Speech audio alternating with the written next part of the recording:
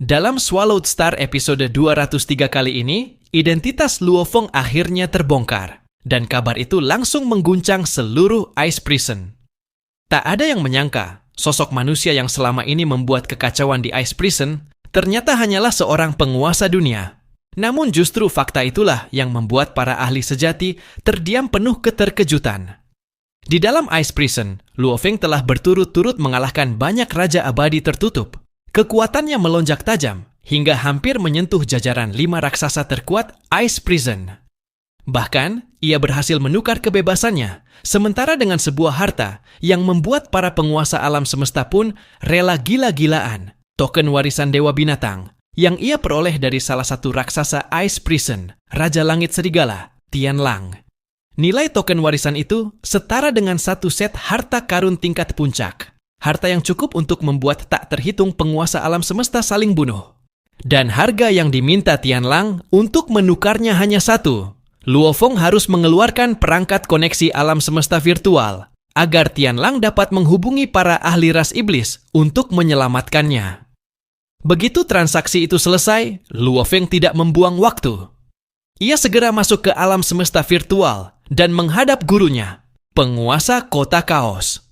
Dengan tenang namun rinci, Luo Feng menceritakan seluruh pengalamannya di Ice Prison. Mulai dari pertemuannya dengan Raja Abadi Ras Iblis Tianlang Sibua, hingga bagaimana ia menjadikan token warisan Dewa Binatang sebagai umpan dalam sebuah transaksi berisiko tinggi. Sebenarnya, rencana awal Luo Feng sangat sederhana dan stabil. Ia berniat berlatih dengan sabar di Ice Prison selama puluhan ribu tahun. Satu persatu mengalahkan para tahanan yang menyandang reputasi palsu sebagai Raja Abadi tak terkalahkan, lalu keluar dengan kekuatan murni miliknya sendiri. Namun kemunculan token warisan Dewa Binatang benar-benar menghancurkan ritme itu. Godaan warisan sekte leluhur Dewa Binatang terlalu besar. Luo Feng tak lagi sabar. Ia ingin segera menuju sekte leluhur dan menerima warisan, meningkatkan kekuatannya dengan kecepatan ekstrim. Penguasa kota kaos mendengarkan dengan ekspresi rumit. Terkejut, namun juga merasa semuanya masuk akal. Sejak lama, ia tahu muridnya ini bukan orang biasa. Di medan perang luar wilayah, Luo Feng, yang kala itu masih seorang penguasa dunia, pernah mengendalikan serangkaian bola hitam misterius, sebuah harta karun luar biasa, dan bertarung habis-habisan melawan Raja Tujuh Pedang yang terkenal kejam. Kini, murid yang sama kembali membawa kejutan dengan memperoleh token warisan Dewa Binatang. Sesuatu yang bahkan membuat penguasa alam semesta menelan ludah. Penguasa kota kaos akhirnya berkata dengan tegas. Ia meminta Luo Feng memastikan token itu benar-benar berada di tangannya dan segera mengamankannya. Jika para ahli ras iblis tiba-tiba datang dan melindungi token itu dengan metode khusus, maka merebutnya kembali akan jauh lebih sulit. Adapun kemungkinan datangnya bala bantuan ras iblis, penguasa kota kaos tampak sama sekali tidak cemas. Berdasarkan status Tianlang di masa lalu dan keadaannya sekarang, pesan permintaan tolong itu paling-paling hanya mampu menarik penguasa alam semesta tingkat penguasa domain. Kemungkinan seorang penguasa alam semesta sejati turun langsung sangat kecil. Dan bahkan jika itu benar-benar terjadi, penguasa kota kaos memiliki keyakinan mutlak untuk menekannya dan menindasnya. Demi muridnya, dan demi token warisan Dewa Binatang yang berharga itu, ia bersedia turun tangan sendiri. Sementara itu, di dalam Istana Serigala Langit di Ice Prison, Tianlang Sibua, yang telah terkurung selama waktu tak terhingga, mengalami gejolak emosi yang belum pernah ia rasakan sebelumnya. Ia memerintahkan budak jiwanya untuk terhubung ke alam semesta virtual, menyebarkan pesan minta tolong sekaligus informasi mengejutkan. Seorang manusia telah menguasai token warisan Dewa Binatang. Dalam hatinya, Tianlang tertawa dingin. Tunggu saja. Saat ahli ras iblis turun, aku akan bebas. Token warisan Dewa Binatang itu, bahkan nyawa manusia itu sendiri, semuanya akan menjadi milikku. Setelah mengambil token tersebut, Luo Feng langsung melakukan teleportasi beruntun, menjauh dari Ice Prison. Tak lama kemudian, informasi itu melewati jaringan intelijen rahasia ras iblis dan akhirnya sampai ke tangan Guru Tianlang, seorang penguasa alam semesta ras serigala langit. Begitu mengetahui muridnya masih hidup, Ia segera menghadap penguasa serigala langit, pemimpin tertinggi ras mereka. Setelah mendengar laporan lengkap, penguasa serigala langit memutuskan satu hal. Ia akan datang sendiri ke Ice Prison. Kedatangannya mengguncang Ice Prison Star. Seluruh klan Diko yang hidup di sana gemetar ketakutan. Penguasa Diko Qing dan penguasa Diko Zi segera muncul untuk menyambutnya, lalu diminta secara langsung untuk membebaskan Tianlang Sibua. Meski menahan ketidakpuasan, penguasa Diko Qing tetap mengaktifkan harta karun penindas Ice Prison dan melepaskan Tianlang dari segel penjara.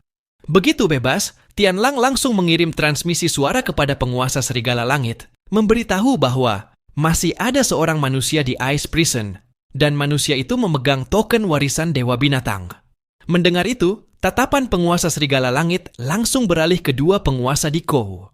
Dengan sikap seolah itu sudah sewajarnya, ia meminta agar manusia tersebut juga diserahkan. Kedua penguasa Diko dilanda kegelisahan. Diam-diam, mereka telah menghubungi duduk gunung tamu. Balasan yang mereka terima justru membuat mereka terdiam. Lepaskan Luofeng sesuai prosedur normal. Jangan ikut campur dan jangan pernah mengungkap hubungan apapun dengannya.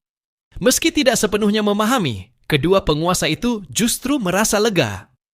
Mereka tidak lagi melawan dan menyetujui pelepasan tahanan. Detik berikutnya, Luofeng dilempar keluar dari ruang Ice Prison. Tianlang Sibua menatapnya dengan mata penuh kesombongan dan kekejaman. Ia berniat menghancurkan Luofeng seketika, merebut token warisan Dewa Binatang tanpa memberi kesempatan sedikit pun. Namun tepat pada saat hidup dan mati itu, perubahan dahsyat terjadi. Sebuah sungai kosmik raksasa, samar namun tak berbatas, dengan lebar mencapai beberapa tahun cahaya, tiba-tiba muncul di kehampaan. Di dalam alirannya, tak terhitung bayangan senjata dan artefak naik turun, masing-masing memancarkan fluktuasi mengerikan yang membuat ruang dan waktu bergetar. Sungai itu turun membawa keagungan yang melampaui segalanya. Sebuah tekanan yang bahkan penguasa alam semesta pun tak berani meremehkan. Tekanan yang jauh lebih dalam dan mengerikan langsung menindas aura penguasa Serigala Langit. Bahkan istana api raksasa miliknya, Istana Serigala Langit, ikut berguncang hebat di dalam aliran sungai kosmik itu, seakan bisa tercabut kapan saja. Sungai Seribu Harta. Penguasa Diko Zi tak kuasa menahan diri dan berteriak kaget. Pada saat yang sama, penguasa Serigala Langit pun langsung menyadari identitas pihak yang datang. Yang mengendalikan sungai kosmik itu tidak lain adalah penguasa kota kaos. Api di seluruh tubuh penguasa Serigala Langit tiba-tiba meledak. Aura kekuasaannya melonjak drastis, berusaha melawan tekanan. Namun sungai Seribu Harta hanya bergelombang ringan. Detik berikutnya, tekanan tak berbentuk itu menghantam turun seperti kehendak langit. Seluruh nyala api lenyap seketika, dipadamkan tanpa sisa. Menyaksikan pemandangan itu, penguasa Diko Qing dan penguasa Diko Zi diliputi keterkejutan yang tak terlukiskan. Mereka sangat paham apa itu Sungai Seribu Harta, sebuah harta karun. Tingkat puncak yang tersusun dari lebih dari 1000 artefak khusus. Jika dipisah, setiap artefak mungkin hanya setara harta biasa. Namun ketika digabungkan, kekuatan yang tercipta nyaris tak terbatas, cukup untuk merajalela di seluruh alam semesta. Yang membuat mereka semakin gentar adalah satu fakta lain. Yang mengendalikan Sungai Seribu Harta saat ini hanyalah satu klon penguasa kota kaos. Sementara tubuh aslinya, yang dikenal sebagai inkarnasi pembantaian, memiliki reputasi jauh lebih mengerikan. Di balik perlindungan Sungai Seribu Harta, Luofeng menatap pemandangan itu dengan napas tertahan. Untuk pertama kalinya, ia benar-benar memahami secara langsung seberapa menakutkan kekuatan gurunya. Rasa hormat membuncah di dadanya. Dan bersamaan dengan itu, tekadnya untuk mengejar puncak tertinggi alam semesta menjadi semakin kokoh. Tak lama kemudian, klon penguasa kota kaos melangkah di atas aliran sungai kosmik. Tubuhnya menjulang setinggi puluhan ribu kilometer, berkulit perak keperakan. Dari kepalanya menjulur ribuan tentakel, dan di tangannya tergenggam sebuah tongkat batu kuno yang penuh bekas pertempuran. Ia mengenakan jubah misterius yang terjalin langsung dari Sungai Seribu Harta. Wujud kehidupan khusus ini dipadukan dengan aura yang menekan langit dan bumi, langsung membuat penguasa serigala langit terdesak total. Bahkan, Tianlang Si Buwa pun harus mengakui. Dalam hal wibawa dan tekanan, pemimpin umat manusia ini memang lebih unggul. Penguasa serigala langit kemudian membuka suara dan menyingkap identitas Luo Feng. Berdasarkan kecepatan mengerikan yang pernah diperlihatkan Raja Sungai Pedang, ia menarik satu kesimpulan mengejutkan. Manusia di hadapannya bukan Raja Abadi, melainkan seorang penguasa dunia. Dan sayap yang menjadi ciri khasnya, yang mampu menyembunyikan aura, serta meningkatkan kecepatan secara tak masuk akal, kemungkinan besar adalah sebuah harta karun langka tingkat tinggi. Kesimpulan ini membuat penguasa di Kouqing, penguasa di Kouzi, dan Tianlang Si Buwa terhenyak bersamaan. Baru saat itulah mereka benar-benar memahami manusia yang selama ini mengacaukan Ice Prison dan menorehkan reputasi mengerikan di medan perang luar wilayah, ternyata berada di tingkatan kultivasi yang begitu rendah. Kekuatan tempurnya yang melampaui nalar jelas berkaitan erat dengan harta karun luar biasa yang dimilikinya. Penguasa kota Kaos dengan tenang mengakui bahwa ia memang telah memberikan harta karun kepada muridnya. Ia lalu menjelaskan filosofi pembinaan umat manusia. Berani mempertaruhkan sumber daya paling berharga pada generasi muda yang paling berbakat. Itulah salah satu alasan mengapa ahli puncak umat manusia terus bermunculan tanpa henti. Penguasa serigala langit tak berniat memperpanjang topik itu. Ia sangat sadar bahwa di dalam wilayah Sungai Seribu Harta, dirinya tidak memiliki peluang sedikit pun. Tanpa berkata banyak lagi, ia membawa Tianlang Si Buwa masuk ke Istana Serigala Langit, mempercepat hingga kecepatan cahaya, lalu menembus alam semesta gelap dan pergi. Penguasa kota Kaos tidak menghentikannya. Namun gelombang Sungai Seribu Harta yang beriak ringan, disertai tawa samar, telah cukup menjelaskan siapa pemenangnya. Setelah tamu tak diundang itu pergi, penguasa kota Chaos dengan sopan menyampaikan terima kasih kepada dua penguasa di Kou, lalu membawa Luo Feng meninggalkan Ice Prison. Secara pribadi, kedua penguasa itu tak bisa menahan desahan kagum. Mereka tahu, keramahan penguasa kota Chaos hanyalah permukaan. Nama besar yang benar-benar mengguncang alam semesta adalah inkarnasi pembantaiannya. Kembali ke wilayah umat manusia, wilayah rahasia primal, penguasa kota Kaos memperlihatkan wujud asli Sungai Seribu Harta yang membentang melintang di angkasa, lalu menyemangati Luo Feng bahwa suatu hari nanti ia juga berpeluang memperoleh harta karun setingkat itu. Setelah itu, penguasa kota Kaos menyebutkan satu hal penting tentang guru Luo Feng yang lain, Raja Zhenyan. Ia mengungkapkan bahwa Raja Zhenyan menempuh jalur dewa binatang, unsur tanah dan ruang. Namun karena keterbatasan bakat serta aturan distribusi sumber daya umat manusia, ia tak pernah memperoleh token warisan dewa binatang untuk memasuki tempat pewarisan sekte leluhur. Kini, pilihan itu diserahkan kepada Luo Feng. Apakah ia bersedia menyerahkan token warisan yang sangat cocok itu? Kepada Raja Zhenyan. Tanpa ragu sedikit pun, Luo Feng mengangguk. Baginya, Raja Zhenyan memiliki jasa setinggi gunung. Memberi gurunya kesempatan menembus tingkat penguasa alam semesta jauh lebih penting daripada menggunakan token itu lebih awal untuk dirinya sendiri. Ia percaya di masa depan dirinya masih akan memperoleh kesempatan lain. Keputusan yang tegas serta sikap hormat pada guru membuat penguasa kota Kaos sangat terkesan. Ia kemudian menganalisis situasi selanjutnya.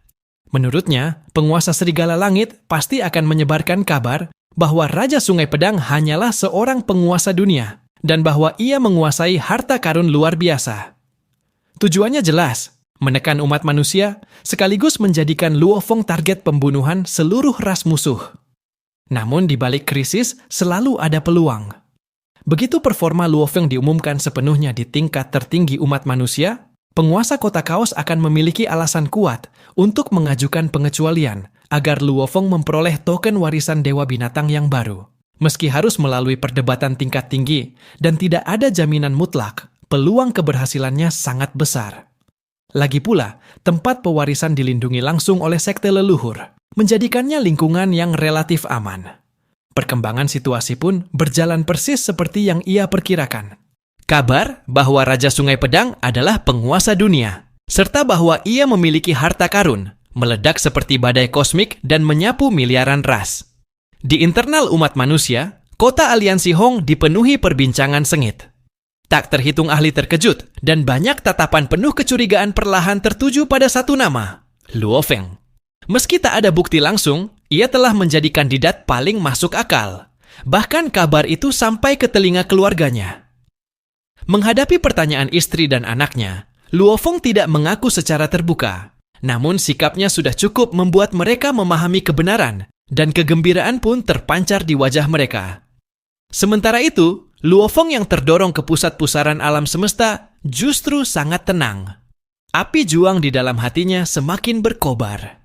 Baginya, perhatian seluruh alam semesta dan niat pembunuhan yang menyertainya bukanlah ancaman, melainkan api pembakar yang akan menempa dirinya menjadi lebih kuat. Legenda yang bergelora dan agung ini baru benar-benar membuka tirainya pada saat ini.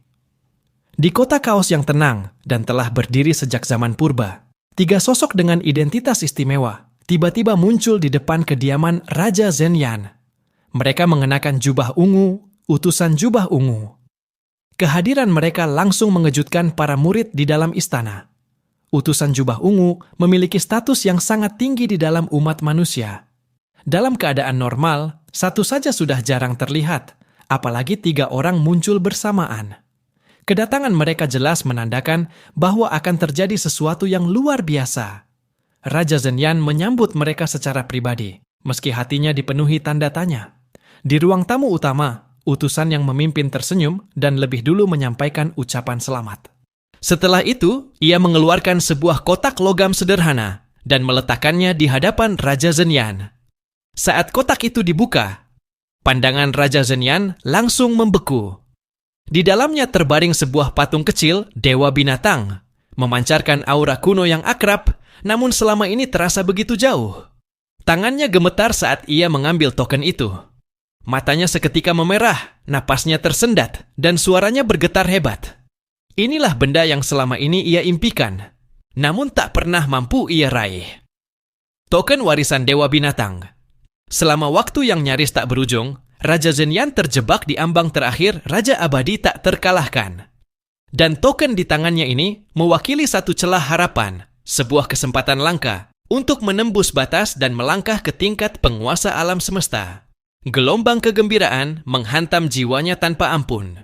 Ia begitu emosional hingga tubuhnya bergetar, bahkan tanpa sadar berlutut mengucapkan terima kasih kepada penguasa kota kaos dan umat manusia atas anugerah sebesar langit ini.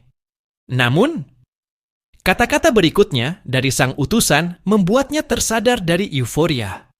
Token ini bukan pemberian langsung dari umat manusia, melainkan hadiah dari muridnya sendiri, Luo Feng. Raja Zhenyan terdiam membisu. Di dalam hatinya, emosi bercampur aduk. Ia tersentuh oleh bakti muridnya, namun bersamaan dengan itu muncul kegelisahan mendalam. Ia tahu betul, Luo Feng juga menapaki jalur Dewa Binatang. Token ini sama pentingnya bagi Luo Feng seperti halnya bagi dirinya. Bagaimana mungkin ia mengambil masa depan muridnya sendiri demi peluang pribadinya? Pikiran itu membuat hati seorang pejuang sejati di dalam dirinya tidak tenang.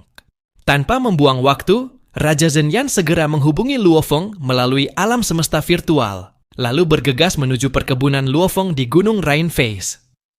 Begitu bertemu, ia langsung melontarkan pertanyaan tanpa basa-basi. Ia menegaskan bahwa menukar masa depan murid demi kesempatannya sendiri akan mengguncang batinnya.